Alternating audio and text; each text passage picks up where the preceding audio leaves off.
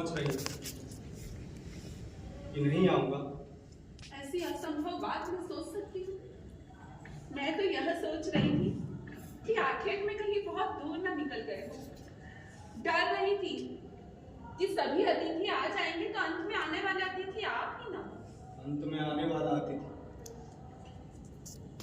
मैं जानता था तुम प्रतीक्षा कर रही हो, इसीलिए। आखिर में मुझे बहुत देर तो नहीं लगी। क्या तुम्हें लगा कि मुझे बहुत देर लगी? नहीं, आप संध्या होने के पूर्व ही लौट आए हैं। क्या बात है, इतने थके हुए क्यों लग रहे हैं आप? इसलिए कि थक कर आया हूं। सारा दिन एक मृग का पीछा किया, परंतु वह हाथ न लगा। ना जाने कैसा माया मृग था।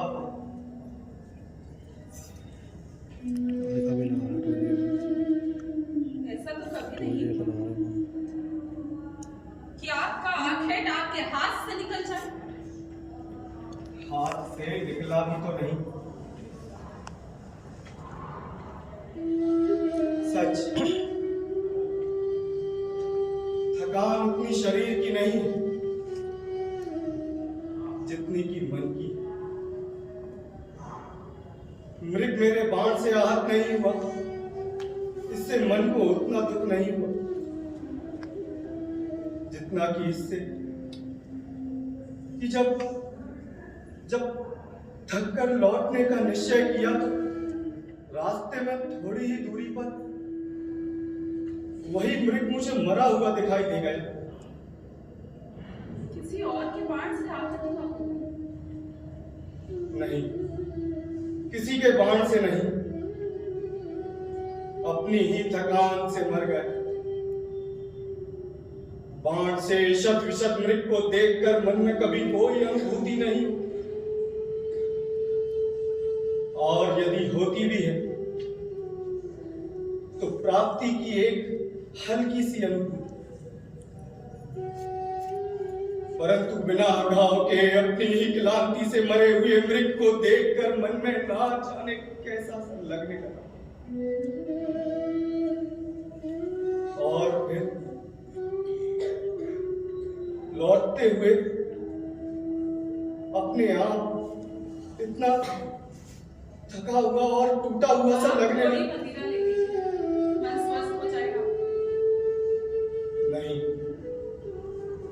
अभी और नहीं। मैंने कभी सोचा तक नहीं था कि मरा हुआ मृग भी इतना सजीव दिखाई दे सकता।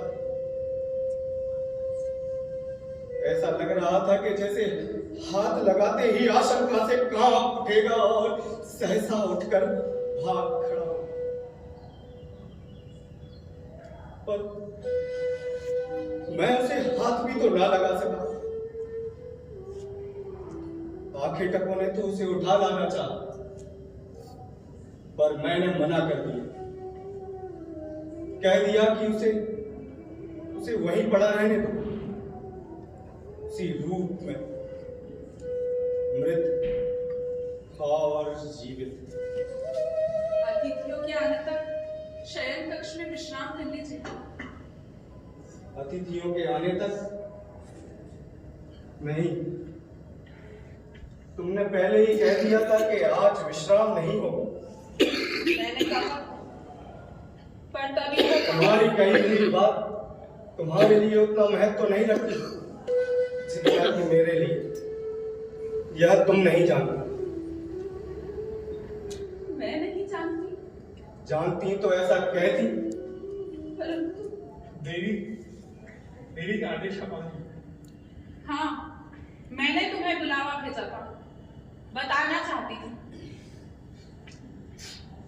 कि आसनों की व्यवस्था कैसी होनी चाहिए।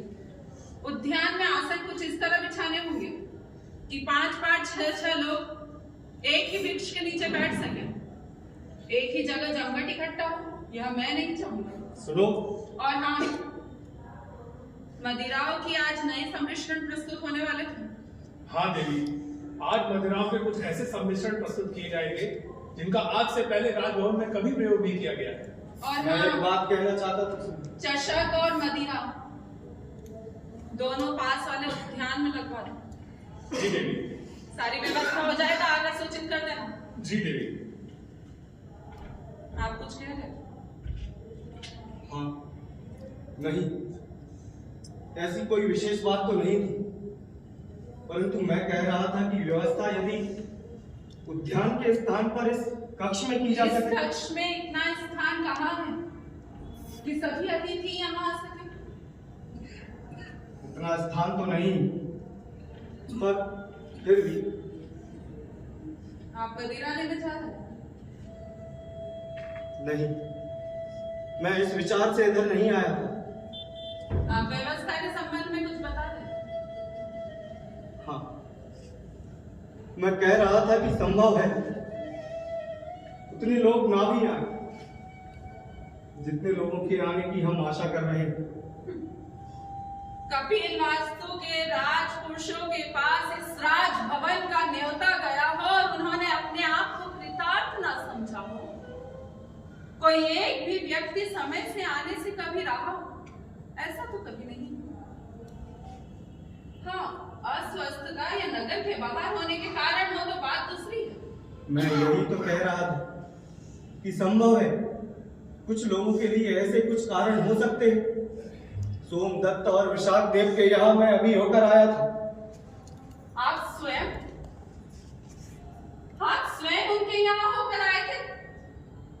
विशेष रूप से यह कहने के लिए यह क्या अपमान का विषय नहीं है? मैं विशेष रूप से नहीं गया था देवी यशोधरा से मिलने। देवी यशोधरा से मिलने? हाँ, उन्होंने बुला भेजा था। बुला भेजा? क्यों? उन्होंने कहलाया था कि कल से वे इस राजभवन में नहीं रहेंगी, बाहर भिक्षुणियों के शिविर में चली जाएंगी। इसलिए क्या? इसलिए वे चाहती हैं कि आज अंतिम बार भवन में अपने सब बांधवों से मिल लें। तो उनके मन का मोह अभी तक छूटा नहीं। मोह की बात हो सकता है ऐसा ही हो, परंतु उन्होंने कहलाया तुम्हारे लिए भी था। और आपने मेरी ओर से उनसे क्षमा मांग ली? नहीं, मैंने कह दिया कि आज तुमने अपने कुछ अतिथियों को निमंत्रित कर रखा है। कुछ अतिथियों को? कामोत्सव की बात ना कह सके आप? कहने की आवश्यकता नहीं थी, वे यह जानती थी। उन्होंने स्वयं ही कहा। मैं यह जानती थी, मुझे पता था, वो अवश्य जानती है। उन्हीं के कारण तो। क्या कहा उन्होंने? उन्होंने कहा कि तुम यदि अपनी व्यस्तता के कारण ना भी आ सको तो मैं जाकर तुम्हें उनका आशीर्वाद। आत्मवंचना की भी कोई सीमा होती है। आज के दिन आशीर्वाद देंगी, वो भी मुझे? मन में क्या सोच रही होगी मैं अच्छी तरह से जानती हूँ। उन्हीं के कारण मैं देवी के आदेश का पालन हो गया है। श्यामांग को? हाँ, श्यामांग का अपराध मैंने क्षमा कर दिया। अलका को विश्वास था कि उसने जो कुछ भी किया उन्माद में किया, और मैंने अलका को वचन दिया था कि मैं उसका अपराध क्षमा कर दूंगी। तुम्हारे लिए दूसरा आदेश यह है कि श्यामांग को पास वाले कक्ष में लाने की व्यवस्था करो। तो क्या अभी जाकर? अभी जाकर। देवी, मैं कहना चाहता हूं। आदेश का पालन करो। जो आज्ञा देंगे। श्यामांग को क्या हुआ? यह आप मुझे प्रेरणा दिलाई है, यह भूल जाना चाहती। परंतु उसके उन्माद की बात कुछ नहीं है।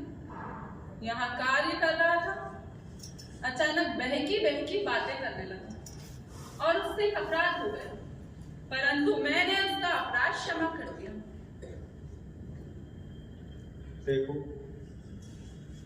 तुम बुरा तो नहीं मान रही हो? इस बात मेरे अकारण बाहर रुके रहने का? घर देर से लौट कर आने का। नहीं तो आप संध्या होने के पूर्व लौट आए। फिर ऐसी क्यों हो रही है? कैसी हो रही? वह तो मैं ही देख सकता हूँ। तुम्हारे चेहरे का दर्पण जो छोड़िए इन सब बातों को, अब अच्छी नहीं लगती है सब बातें। अच्छी नहीं लगती, परंतु यह बात तो तुम्हारी कही हुई है, मेरी नहीं। क्या तुम्हें याद नहीं? आज मुझे कुछ भी याद नहीं। यह भी याद नहीं कि तुमने आज काम उत्सव का आयोजन रखा। तुम्हारे कुछ अतिथि अभी आने ही वाले। बार यहाँ क्यों कहना चाहते हैं कि कुछ अतिथि आने वाले हैं? सोमदत्त और विशाल देव क्या इस बात से लज्जित नहीं हुए कि आप स्वयं उनके यहाँ गए थे? वे लज्जित थे, विशेष रूप से इसलिए कि वे आज उत्सव में नहीं आ पाएंगे। कारण? उन्होंने क्षमा चाहते हुए सुबह ही संदेश भेजा था, परंतु मैंने तुम्हें बताना उचित नहीं समझा। सोचा कि उसकी आवश्यकता ही नहीं हो। मेरे एक बार जाने से वे लोग अवश्य ही मेरे साथ चले आएंगे। परंतु आप मुझे कहते तो मैं आपको जाने ही नहीं देती। मेरे उत्सव में लोग बुलाने से आए, इससे तो उनका ना आना अच्छा है। और वैसे भी एक दो लोगों के आने ना आने से अंतर भी क्या पड़ता है? देखिए, अब आप अतिथियों के सामने यह सब मत कहिएगा कि आप स्वयं उनके यहाँ गए थे। अन्यथा आर्य मैत्रेय हमारे पहले अतिथि। हाँ, पहला और शायद एकमात्र अतिथि। एकमात्र अतिथि? तो क्या और लोगों में से? जिनसे भी मिलने में गया हूँ, उनमें से हर एक ने किसी न किसी कारण पर अपनी असमर्थता प्रकट करते हुए समायाचना की। रविदत्त, अग्नि वर्मा, नील वर्मा, शेवात, सभी ने। और पद्मकांत, रुद्रदेव, लोहिताक्ष और शालिमित्र ने क्या कहा? रोहिताक्ष और शालिमित्र से मिलने में नहीं गए। पद्मकांत और रुद्रदेव ने भी यही कहा कि उनकी ओर से मैं समायाचना की, आज नहीं आ पाए। उनसे मिलने के बाद किसी और क्या जाने का मन ही नहीं है। किसी के यहाँ जाने की, उन्हें बुलावा भेजने की आपको आवश्यकता ही क्यों पड़ी? तो उत्तर स्वयं तुम्हारा दे सकते हैं। तो क्या उन सभी ने आपको संदेश भेजा?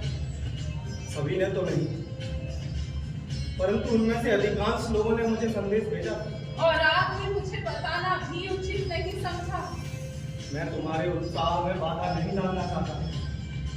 सोचा था कि मेरे एक बार कहने से कितना मान होता मेरा कि लोग मेरे उत्साह में बुलाने से आते और मुझे यहाँ उनका स्वागत करना पड़ता। अब आपने यह नहीं सोचा? अगर कुछ लोग आ रहे हैं। देखा आपने कौन लोग? अतिथि नहीं, फिर कौन? अपने ही कुछ कर्मचारी, श्वेतांग, नागदास, बीजो। तो क्या यह सब कार्य पर नहीं है? यह सब अपने कार्य पर ही है। श्वेतांग को तुमने अभी आदेश दिया था कि लोग श्यामांग को पास वाले कर्मचारी के कक्ष में ला रहे हैं। दिन भर से सोच रहा था कि आपसे कुछ कहूं, परंतु कह नहीं पाया। यदि कामोत्सव का आयोजन आज स्थगित करके कल रखा जा सकता। कामोत्सव कामना का उत्सव है आर्य मैत्रेय, और मैं अपनी आज की कामना कल के लिए टाल दूं। क्यों? यह कामना मेरे अंतर की है और इसकी पूर्ति भी मेरे अंतर में ही हो सकती है। बाहर का आयोजन इसके लिए उतना आवश्यक नहीं है जितना कि कुछ लोग समझ रहे हैं। देखो, ऐसे अव्यवस्थित नहीं होते। मैं अव्यवस्थित हो रही हूँ। किसी का षड्यंत्र मुझे अव्यवस्थित नहीं कर सकता। इसमें षड्यंत्र की कोई बात क्या नहीं है। षड्यंत्र नहीं तो और क्या है? और इस षड्यंत्र की प्रेरणा कहाँ से आ रही है यह अभी मैं अच्छी तरह से जानती हूँ। कैसे कहूँगा तुम्हारा? यहाँ और तो मैं राजकुमारी उद्वेग का कारण नहीं बनना चाहता। ठहरो विशु, तुम्हें जानना होगा कि राजकुमारी के उद्वेग का वास्तविक कारण क्या है। मेरे उद्वेग का वास्तविक कारण मैं स्वयं हूँ। मैं किसी को यह अधिकार नहीं दे कि कोई मेरे उद्वेग का कारण बने। आर्य मैत्रेय यदि जाना चाहते हैं तो जा सकते हैं, और इसे कह दीजिए कि जाते जाते एक बार फिर उन लोगों के यहाँ होते हुए जाए जिनके यहाँ से होकर आए थे, और उनसे कह दीजिएगा मेरे उत्सव में आने के लिए वह किसी कल की प्रतीक्षा में ना रहे। वह कल उनके लिए कभी नहीं आएगा, कभी